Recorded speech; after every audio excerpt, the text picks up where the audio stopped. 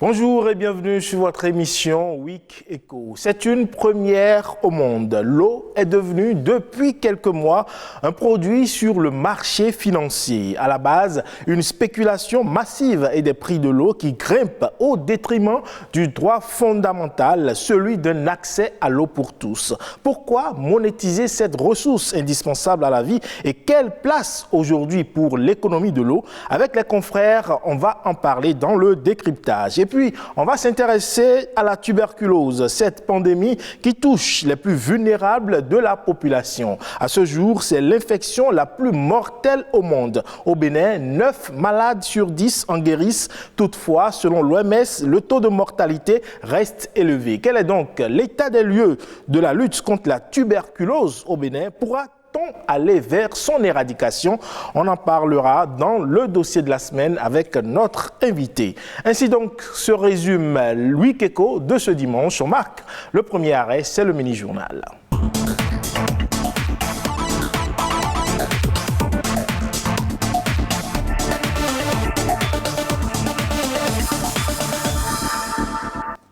Bonjour à tous, merci de préférer BB24. L'être humain est la principale clé pour l'atteinte des objectifs de développement durable. Maîtriser la démographie, c'est s'assurer une durabilité environnementale et l'atteinte de plusieurs autres objectifs. Cette maîtrise, justement, passe par la planification familiale. Dans les pays sous-développés, à l'instar du Bénin, le problème de contrôle des naissances se pose avec acuité, référence faite à certains indicateurs. Alessandra Diotan aborde le sujet avec les acteurs du domaine. Les naissances rapprochées, la prévalence de mortalité maternelle et infantile, les grossesses précoces et les avortements clandestins. Ce sont là autant d'aspects qui assombrissent la carte sanitaire du Bénin. Ceci avec un impact direct sur le développement. La principale panacée se trouve dans l'organisation et le contrôle des naissances. En un mot, la planification familiale qui passe par l'adoption de méthodes contraceptives. En la matière, les statistiques sont loin d'être satisfaisantes. Le nombre de femmes ayant adopté sur le nombre de femmes en âge de procréer, ça fait 12,4%. Vous savez, quand on va dans les coins les plus reculés, il y a certaines communautés qui n'ont pas l'information. Il faut leur donner la bonne information. Les hommes pensent que laisser leurs femmes se faire offrir une méthode, c'est ouvrir une porte à la dépravation. Il y a certains hommes qui pensent que c'est ça. Donc, ils s'opposent. Autre ça, c'est les barrières socio-culturelles. Il y a certaines religions qui s'opposent à la planification familiale.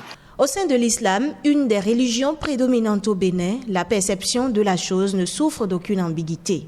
Dans notre religion, plus particulièrement l'islam, le prophète Mohammed sallallahu alayhi wa sallam a plaidé pour la planification familiale. Parce qu'à son temps, il y avait un de ses fidèles qui est venu le voir que voilà, après l'accouchement, ma femme est encore tombée en grossesse. Alors le prophète a dit de faire ce qu'il appelait en arabe azl, qui est le coït interrompu. Donc c'était notre argument suprême pour amener les fidèles à adopter une méthode de planification familiale. Au sein de la plateforme nationale des structures religieuses engagées pour la promotion de la santé au Bénin, les leaders religieux militent pour l'adoption par la masse des méthodes dites de contraception. Aux côtés de ces leaders religieux, de jeunes ambassadeurs travaillent pour la même cause, et c'est à juste titre. Quand on regarde la structuration par âge de nos pays en Afrique de l'Ouest et particulièrement le Bénin, on a une population à charge plus forte que la population active. Et donc, il y a un besoin de restructurer cette configuration aujourd'hui. D'où l'intérêt de la planification familiale. Parce qu'en plus des ménages, on a aussi une forte proportion de jeunes qui contribuent aux naissances annuelles que nous avons au niveau du pays. Les jeunes n'ont pas toujours les bonnes informations. Ils veulent éviter les grossesses non désirées, ils veulent éviter les IST, mais parfois ils ne savent même pas qu'il y a des méthodes modernes qui s'offrent à eux. Certains le savent mais le craignent et d'autres n'ont pas forcément les moyens de s'offrir ces méthodes. Il existe aujourd'hui une gamme variée de méthodes contraceptives, allant des méthodes barrières à celles hormonales. Le besoin non satisfait en matière de contraception est aujourd'hui de 36% au Bénin. La disponibilité des produits contraceptifs, leur coût et la disponibilité de centres agréés dans chaque ville ou quartier sont autant de facteurs sur lesquels il urge d'agir. C'est en 1992 qu'elle a été initiée par l'Organisation des Nations Unies. La Journée mondiale de l'eau, célébrée chaque 22 mars, a pour objectif d'attirer l'attention de tous sur la situation des personnes vivant sans accès à l'eau potable. La célébration a eu lieu au Bénin sous le thème « Place de l'eau dans nos sociétés et comment la protéger ». Une célébration qui a connu la remise de trophées aux lauréats du prix Or Bleu, un concours organisé en vue de sensibiliser à la préservation des ressources en eau. Jean Nombimé, Rodrigue Babagweto. Sans elle, pas de vie, et dans le contexte sanitaire imposé au monde entier par la Covid-19, son importance est bien plus accrue. Pour cause, son usage est essentiel dans l'application d'un des gestes barrières à adopter face à la pandémie, le lavage des mains. Pourtant, moins d'un Béninois sur 3 a accès à l'eau potable. Au vu de l'importance que revêt donc l'Or Bleu, le Bénin choisit de célébrer la Journée mondiale de l'eau sous le thème « Place de l'eau dans nos sociétés, comment la protéger ». Ce thème nous appelle à voir comment valoriser donc les ressources en eau. Voilà, donc à travers l'approvisionnement en eau potable, à travers l'environnement, à travers la paix, à travers donc toutes les activités que nous menons. Une célébration qui sonne comme un appel à une prise de conscience générale par rapport à la gestion de la ressource en eau dans le but d'atteindre l'objectif de développement durable numéro 6, garantir l'accès de tous à l'eau et à l'assainissement et assurer une gestion durable des ressources en eau. L'eau est le composant le plus élémentaire de la vie. Sans eau, pas de vie.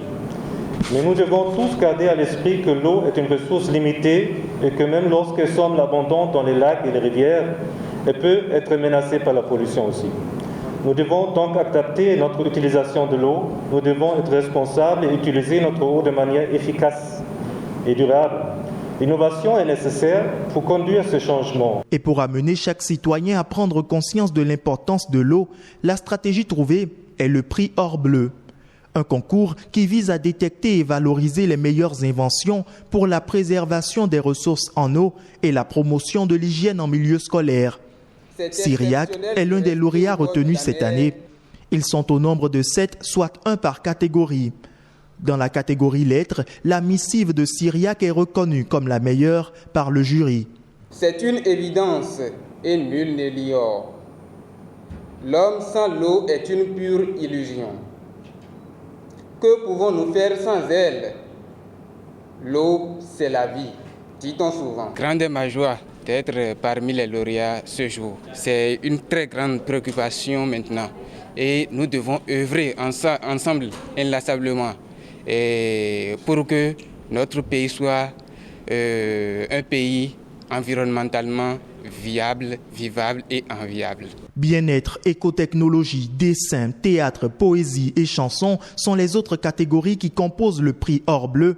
Les inventions pourront servir à toucher une plus grande cible pour une protection des ressources en eau, car l'eau pourrait bientôt être plus importante que le pétrole et même plus chère.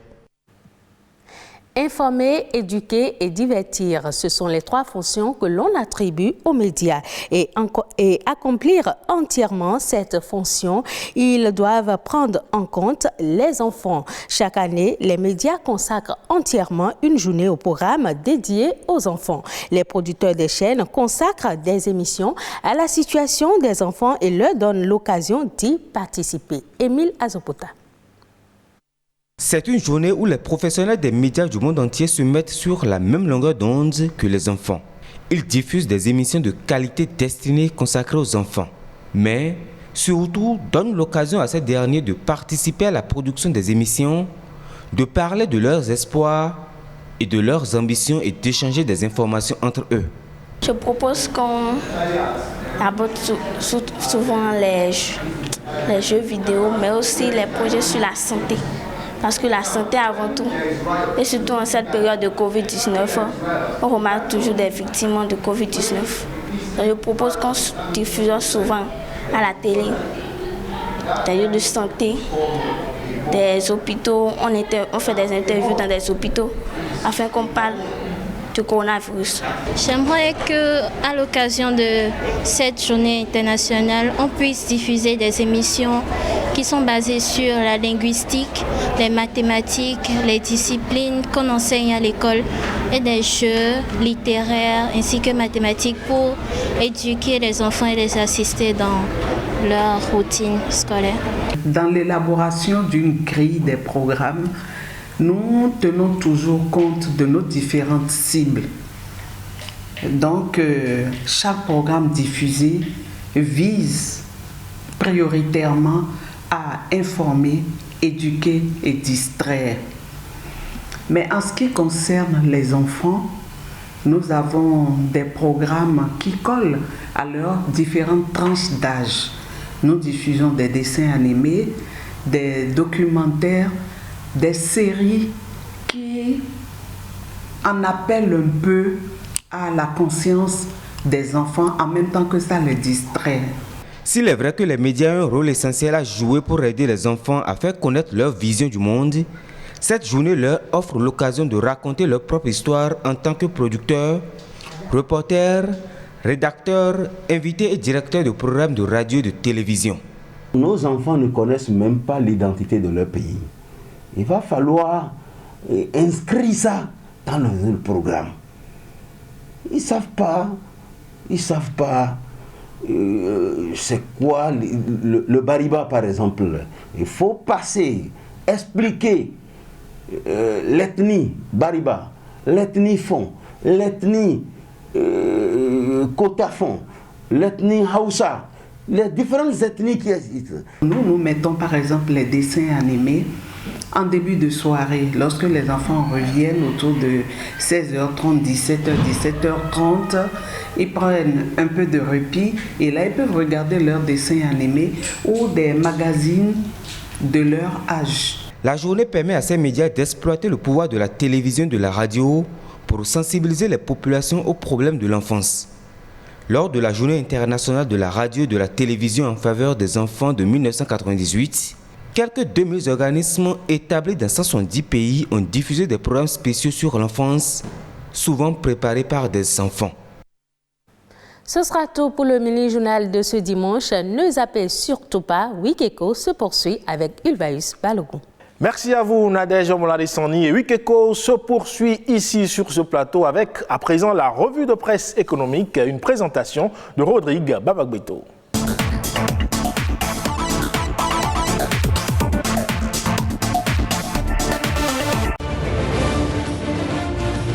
Ravi de vous retrouver pour ce nouveau tour d'horizon de l'actualité socio-économique telle que relayée par les canards. La vaccination dans le cadre de la lutte contre la propagation de la Covid-19, c'est déjà ce lundi que ça démarre. C'est l'une des informations publiées par le quotidien du service public. Dans ces colonnes, le journal nous renseigne que le gouvernement a marqué son accord pour le lancement de la campagne nationale de vaccination le lundi 29 mars 2021. Ceci en faveur des cibles prioritaires que sont les agents de santé, les personnes porteuses de comorbidité et les personnes âgées de 60 ans. Les centres de santé retenus à cet effet seront communiqués par le ministre de la Santé. Ce dernier d'ailleurs exhorte les Béninois à aller se faire vacciner. C'est ce que nous rapporte l'autre quotidien. Le journal précise le nombre d'agents de santé censés recevoir les premières doses du vaccin. Ils sont au nombre de 70 000 sur toute l'étendue du territoire. Aux agents de santé donc d'être prêts à recevoir le vaccin et dans le même temps aux jeunes sans emploi de se préparer à sortir du chômage puisque plus de 33 milliards sont prévus pour sortir 42 000 jeunes de la précarité. C'est ce qu'affiche à sa une le quotidien Fraternité. D'après le quotidien de Ménontin, le gouvernement autorise la ratification de l'accord de financement signé avec l'Association internationale de développement dans le cadre de la mise en œuvre du projet d'inclusion économique et sociale des jeunes prodiges et une tranche spéciale est prise en compte. Il s'agit des jeunes âgés de 15 à 35 ans ayant au maximum le BEPC. Les objectifs du projet, la nation en parle et mentionne la mise en place d'un dispositif durable d'insertion des jeunes vulnérables, la prise en charge des frais relatifs à l'apprentissage traditionnel débouchant sur la certification de qualification professionnelle ainsi que la bancarisation des jeunes bénéficiaires. Le journal va plus loin, informant que des 42 000, 12 000 bénéficieront d'une formation technique de courte durée et 30 000 auront droit à des services menant vers l'auto-emploi, l'emploi salarié ou le développement des affaires. En attendant que nous nous retrouvions une prochaine fois pour développer d'autres informations socio-économiques relayées par les journaux, Week Echo se poursuit.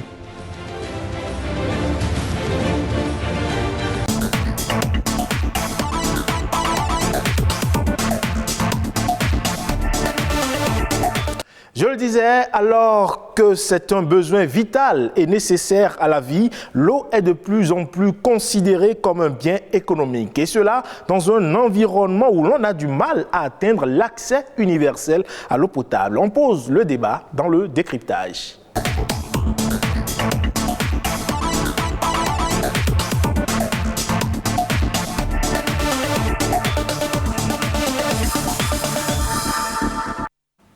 L'eau potable, un bien économique, on pose le débat avec deux confrères sur ce plateau.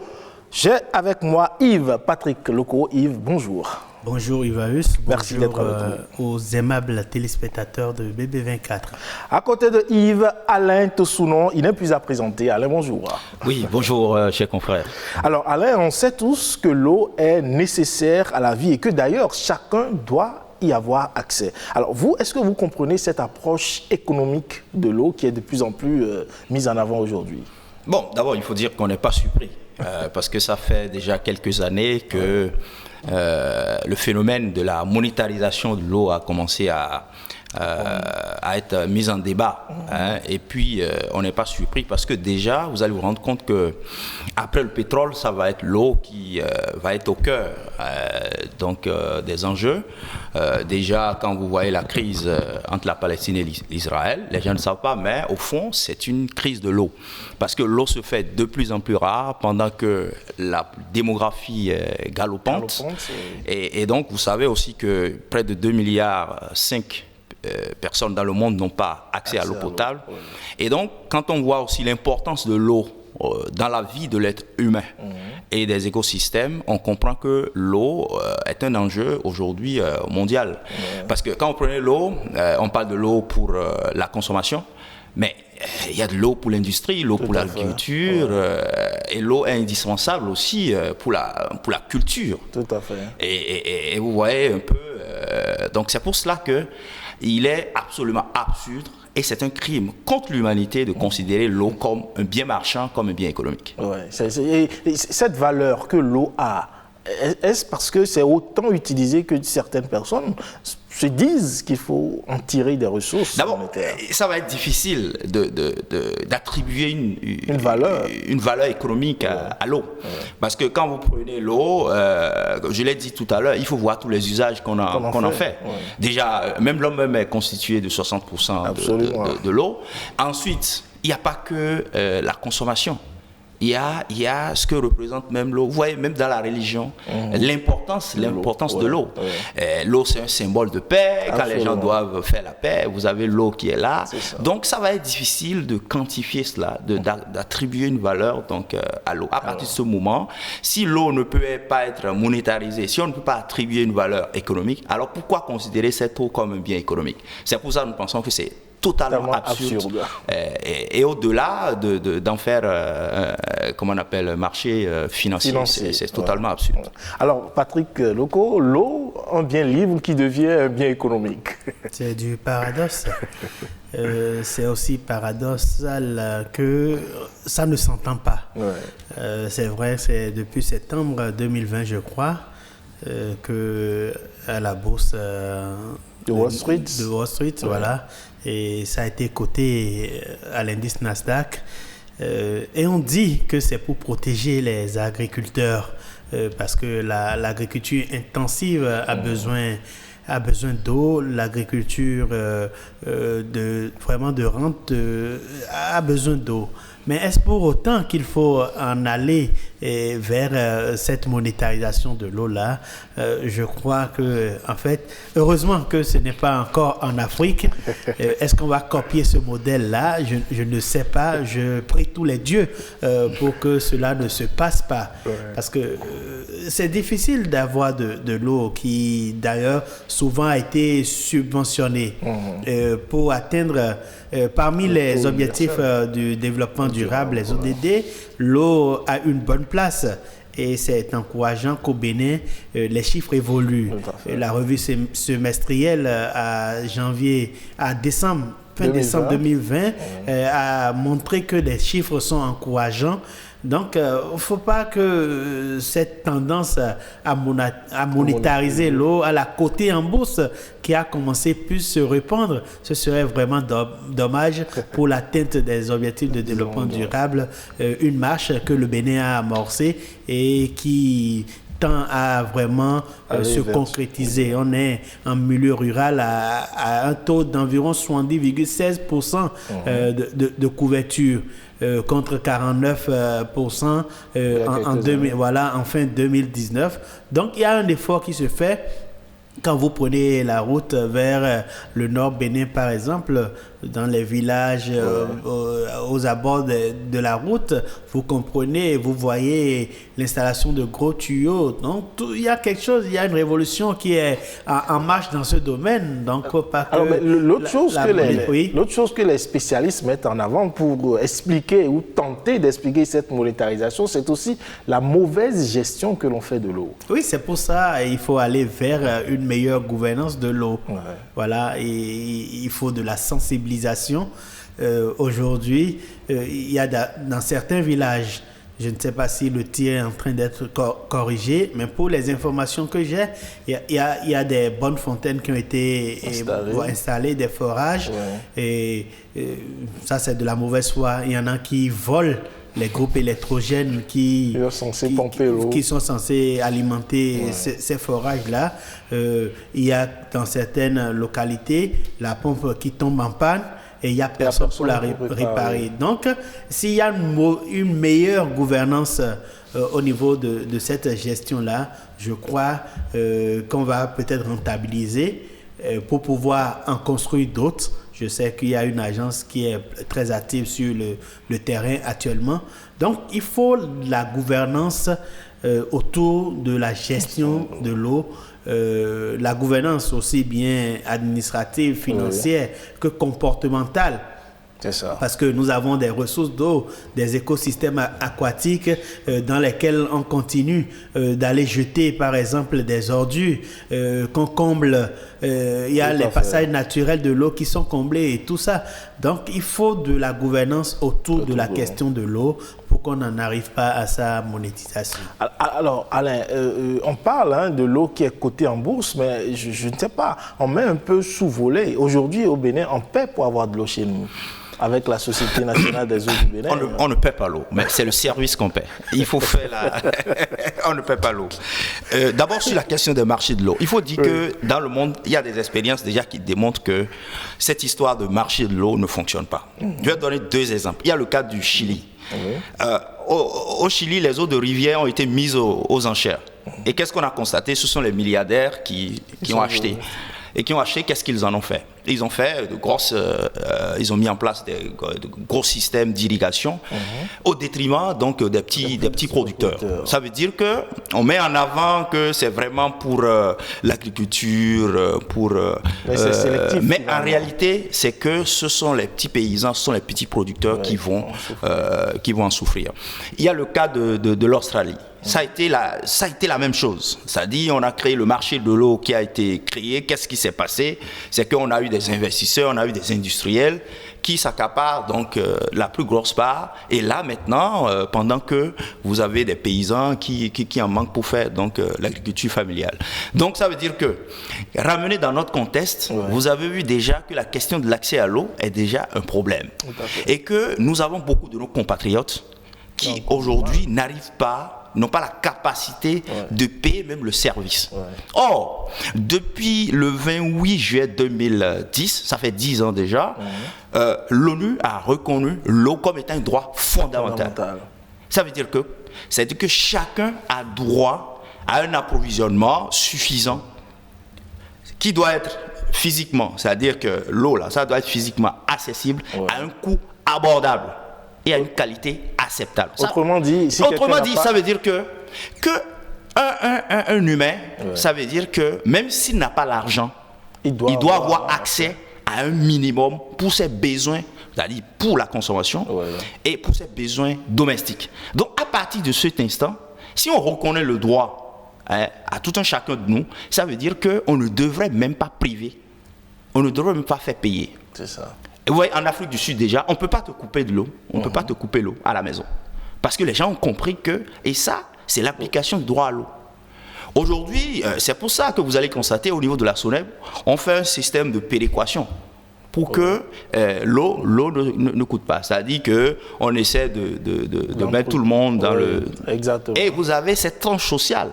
Cette tranche sociale qui permet où il n'y a pas la TVA qu'on paie et le mètre cube... et c'est le gouvernement qui prend en charge. Et c'est subventionné.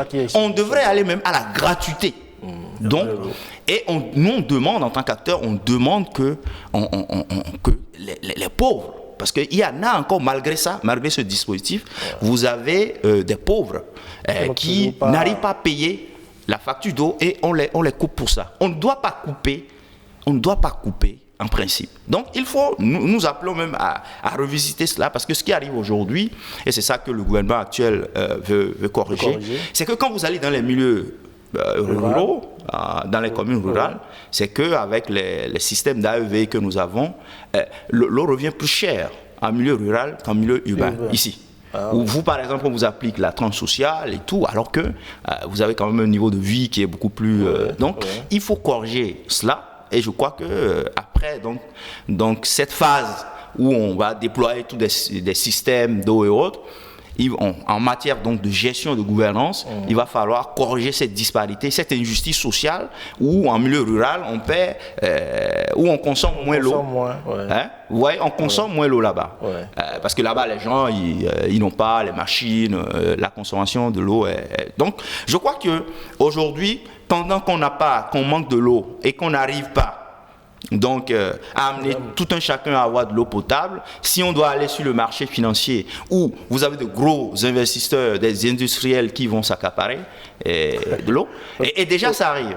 Parce que derrière le phénomène de l'accaparement des terres, il faut vous dire que ce que l'on recherche, c'est les ressources en eau. C'est les ressources en eau. Et les pays qui ont compris déjà, c'est qu'ils mettent l'eau au cœur du développement.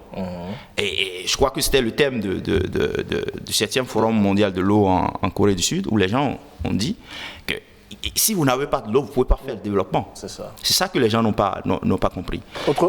Et l'eau n'est pas une ressource illimitée. On a tendance à penser que on aura toujours de l'eau tout le temps. Et aujourd'hui, avec le phénomène donc de changement climatique, l'eau se raréfie. L'eau se raréfie et c'est pour cela que ça devient un enjeu. Mais cela ne doit pas nous conduire donc à considérer l'eau comme un bien marchand. Fort heureusement, aujourd'hui, il y a une déclaration, une pétition qui circule. Il y a 550 organisations à travers le monde aujourd'hui qui dénoncent cette monétarisation donc de l'eau. Et nous pensons que absolument au niveau des Nations Unies que leur cri de cœur sera entendu, parce que si on avance sur ce terrain-là, c'est que déjà en Afrique et autres, où nous avons encore beaucoup de gens qui n'ont pas accès à l'eau, ça va risquer de compromettre tous les efforts qui sont faits aujourd'hui pour l'atteinte donc de l'ODD6 liée à l'eau. Alors Patrick, Alain a évoqué brièvement le dérèglement climatique aujourd'hui qui rend l'eau de plus en plus rare Et l'eau qui est également maintenant mise sur le marché financier, on risque d'en arriver carrément à ne plus avoir accès à l'eau parce qu'il y aura une spéculation qui va se faire sur les marchés financiers autour de l'eau. Quand les multinationales s'investissent dans des domaines précis, c'est que on tend vers une privatisation de cette ressource-là qui n'est pas illimitée. Alain l'a dit, le groupe Magic System, je ne sais pas si vous connaissez leur chanson où ils ont dit on a fait des progrès, on a même allé sur la Lune, mais l'eau va manquer.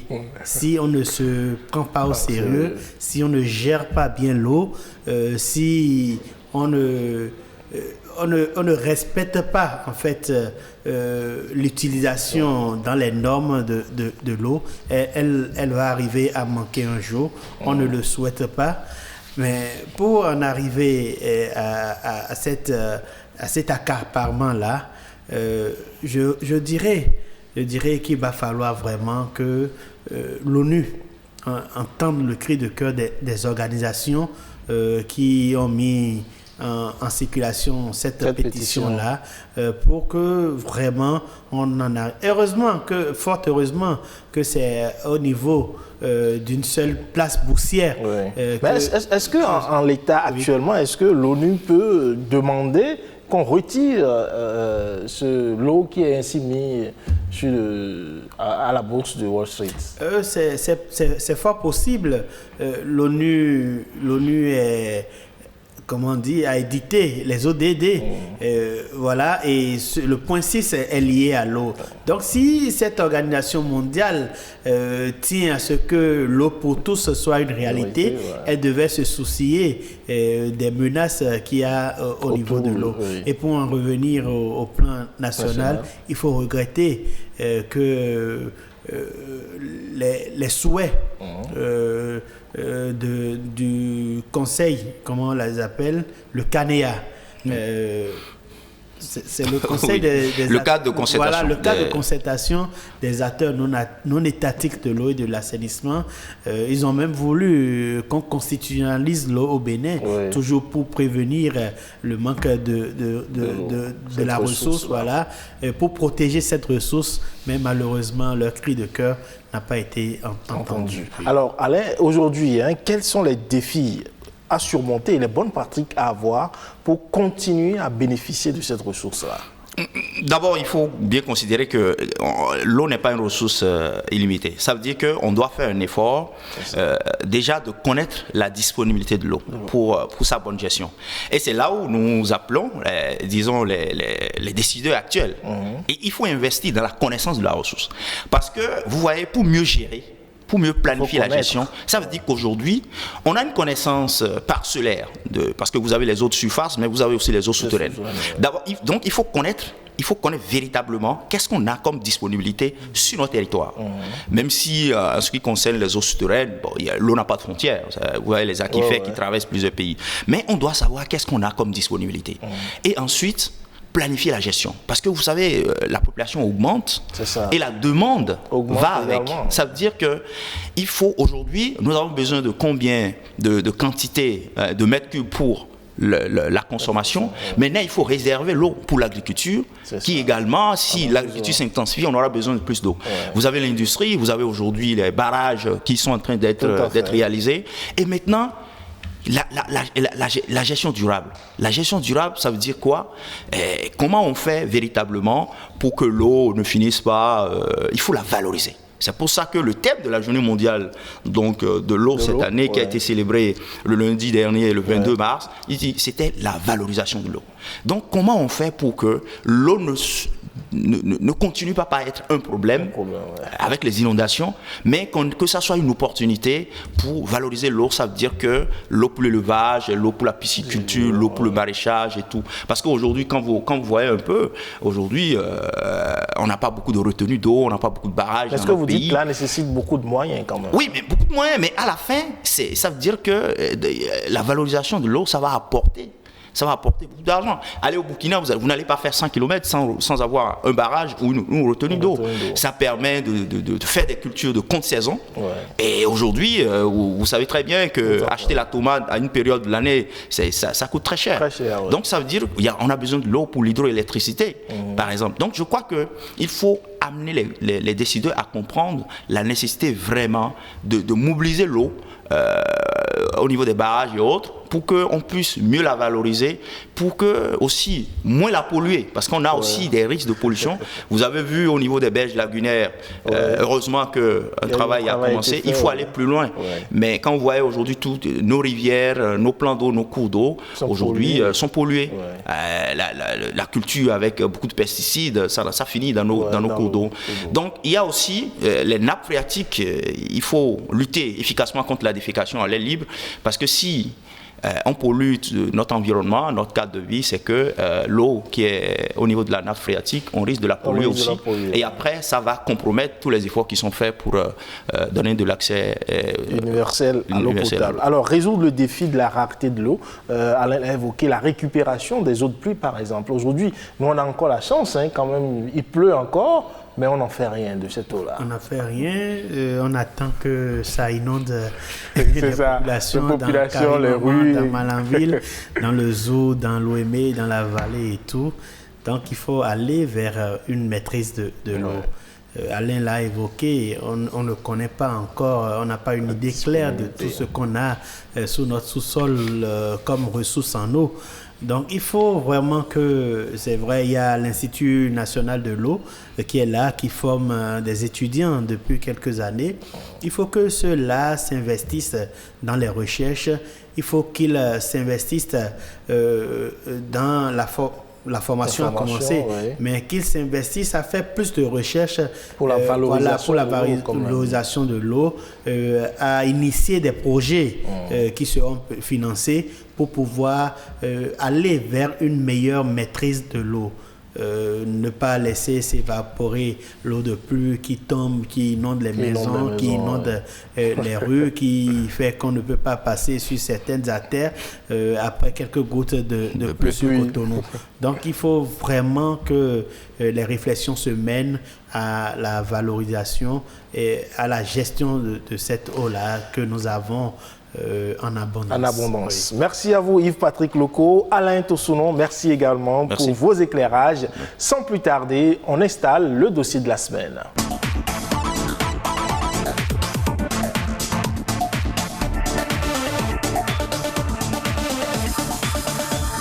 Malgré les nombreux progrès enregistrés ces dernières années en matière de diagnostic, de traitement et de lutte contre la tuberculose au Bénin, le mal continue de sévir, faisant des milliers de victimes. Quelle est la situation sanitaire du Bénin en matière de lutte contre la tuberculose et quels sont les progrès qui ont été enregistrés? On regarde cet élément et on revient en plateau. C'est la toux, c'est toujours la toux. Je ne faisais que prendre des antibiotiques et des petites solutions traditionnelles. Je ne même pas qu'on me parle de la tuberculose. Parce que c'est une maladie grave. Dans notre langue locale, on appelle le quinoué. Donc vous imaginez un peu. Tout comme Judas, plusieurs Béninois souffrent de cette pathologie sans peut-être avoir le courage de se faire dépister. Des récentes données du Programme national de lutte contre la tuberculose du Bénin estiment à environ 4000 le nombre de cas dépistés chaque année.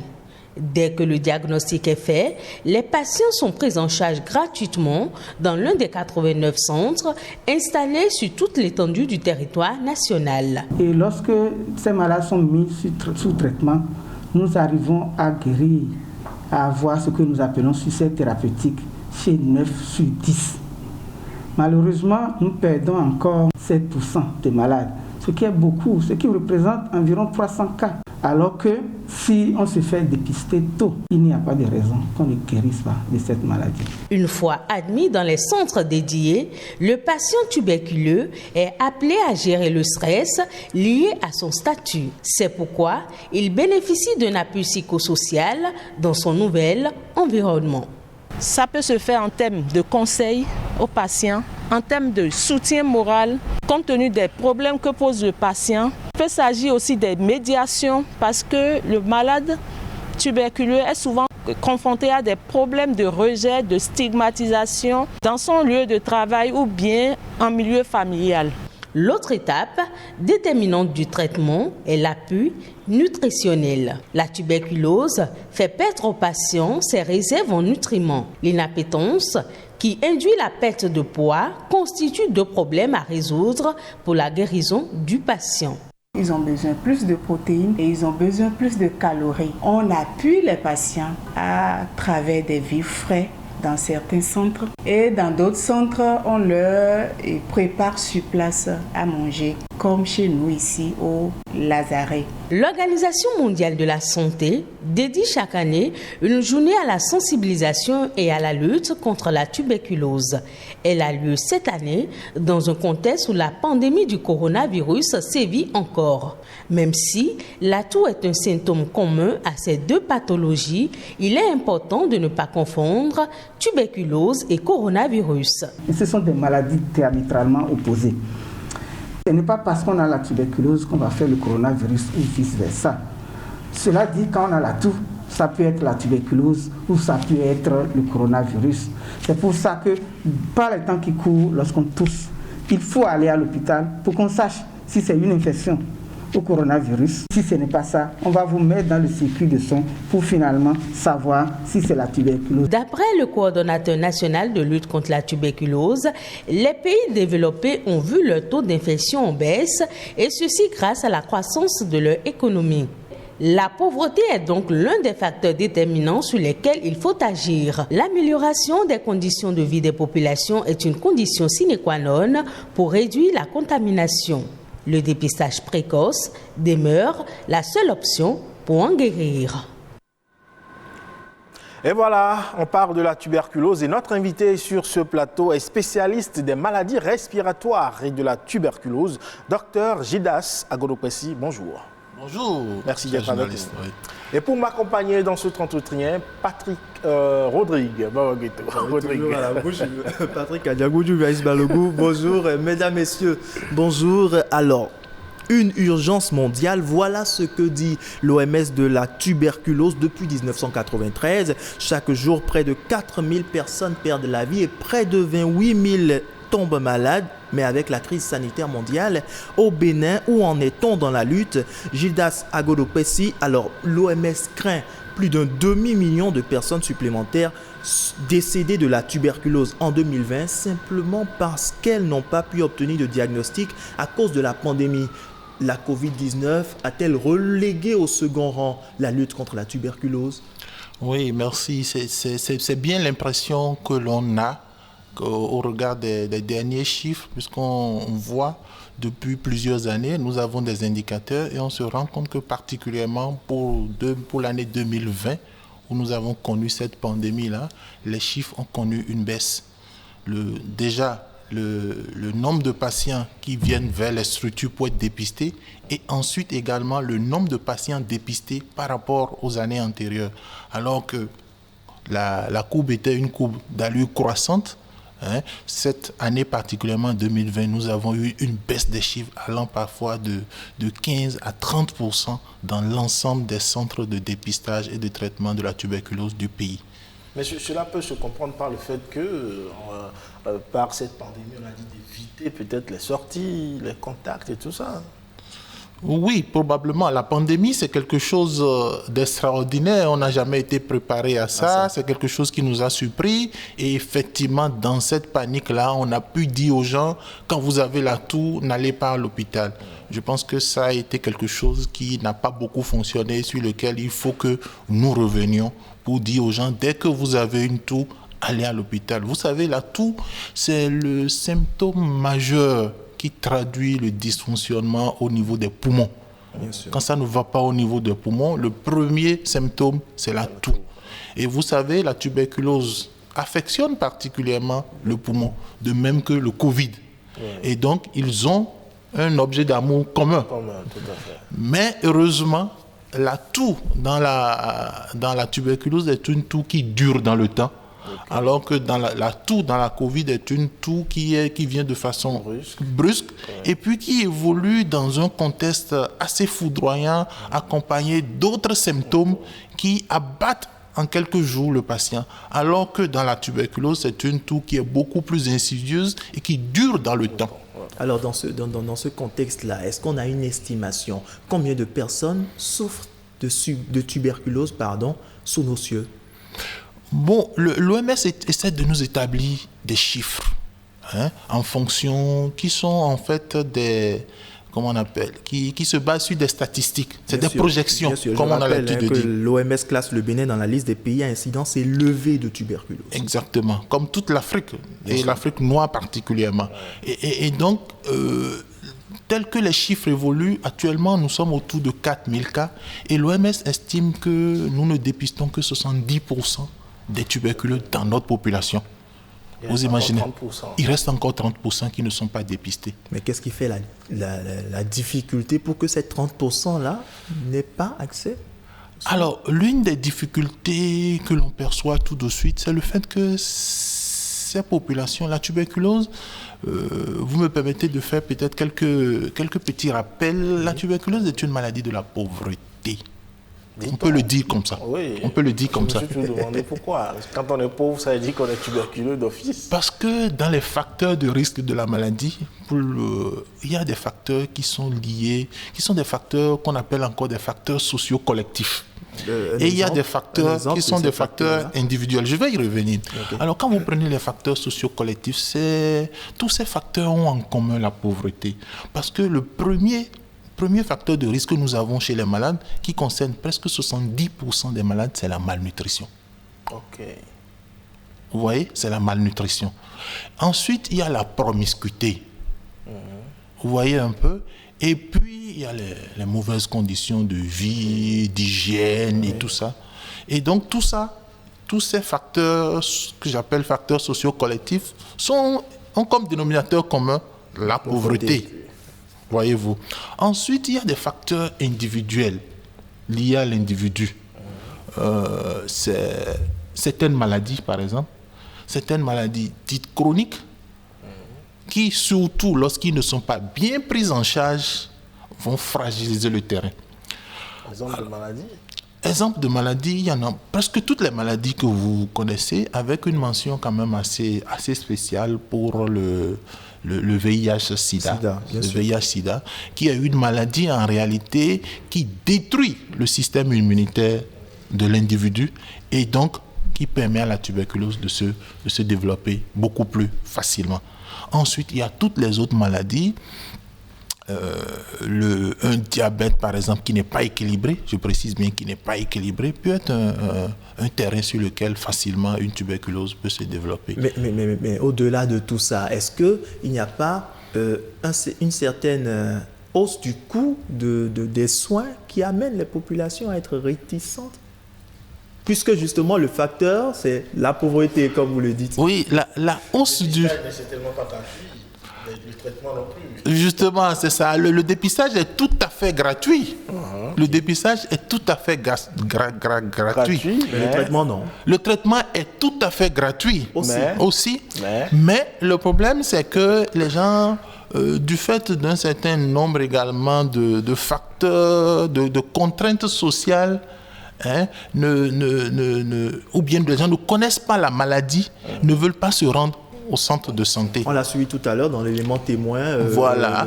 Le patient souffrant de tuberculose a affirmé qu'il ne voulait pas se faire à l'idée que c'était exactement. Vous savez, c'est une maladie qui a marqué l'histoire de l'humanité. C'est une maladie dite stigmatisante.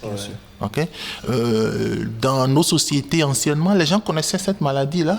En milieu fond, par exemple, on l'appelle penoué. Vous savez, ils toussent jusqu'à blanchir. Et généralement, quand les gens identifiaient, quand nos médecins traditionnels identifiaient ces patients-là, puisqu'ils connaissaient le caractère contagieux, on isolait ces patients-là. On les mettait dans les champs, on les mettait bien loin de la population.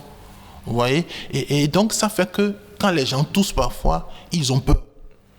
Moi, je consulte à mes consultations, mais quand les patients viennent tout de suite, pour ceux qui ont l'information, ils ont une peur. est-ce que j'ai la tuberculose? C'est tout de suite ce qu'ils vous demandent, vous voyez. Donc, cette connotation très péjorative de la maladie dans nos communautés a fait que les gens ont une réticence à aller vers les structures de soins, sans oublier également que la sensibilisation, nous estimons encore qu'il y a beaucoup de choses à faire pour que les gens soient réellement sensibilisés. Également, nos praticiens de médecine traditionnelle également, pour qu'ils nous orientent les cas, parce que vous savez, la plupart du temps, quand les gens sont malades, le premier réflexe, c'est pas d'aller à l'hôpital, c'est d'aller voir le tradipraticien. Et là, il faut que le tradipraticien également soit assez sensibilisé à cela pour les orienter vers les lieux où ils vont avoir un dépistage gratuit.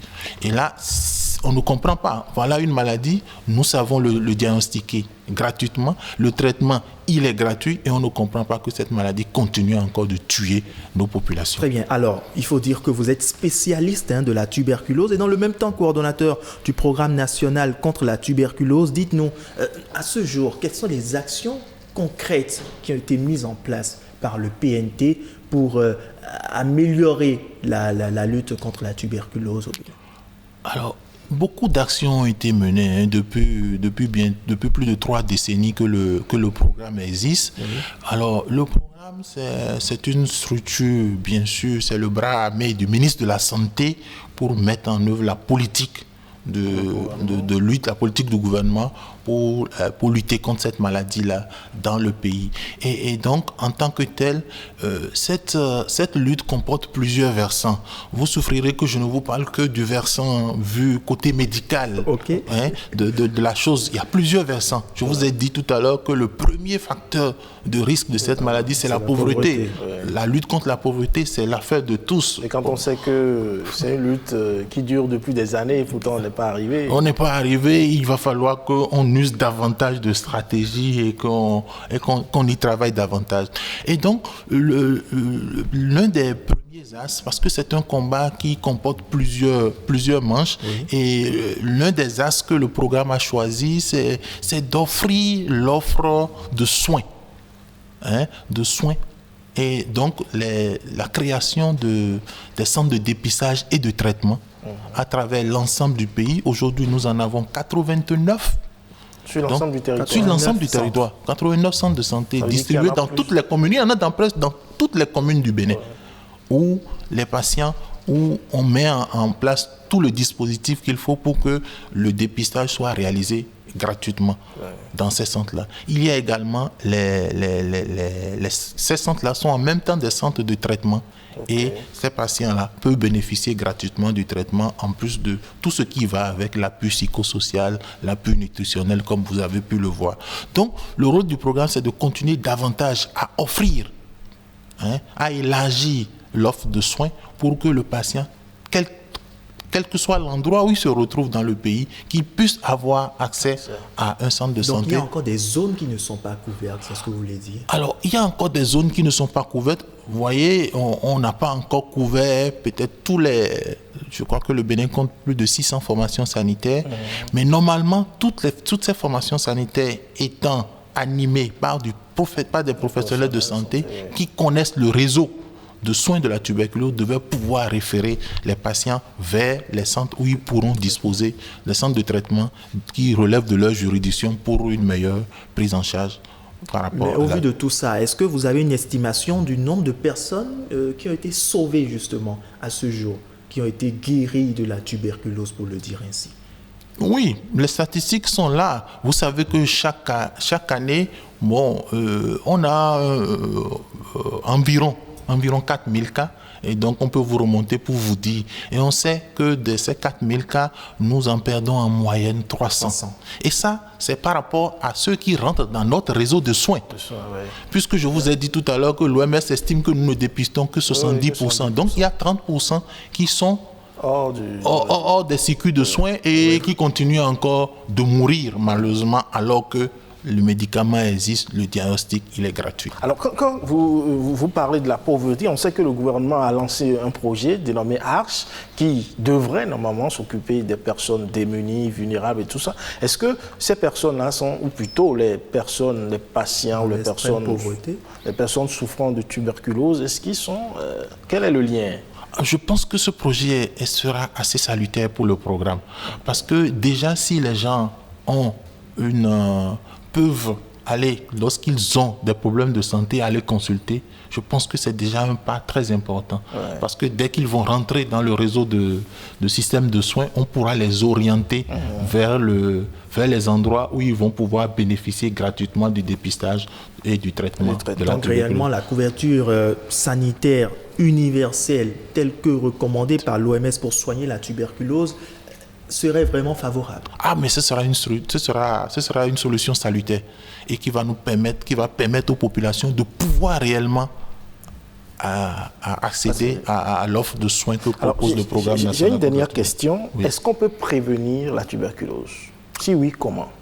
Oui, la tuberculose est une maladie que l'on peut prévenir. Actuellement, nous sommes un pays d'endémie. À cause de la prévalence. Et donc, quand on regarde, il y a plusieurs axes de prévention.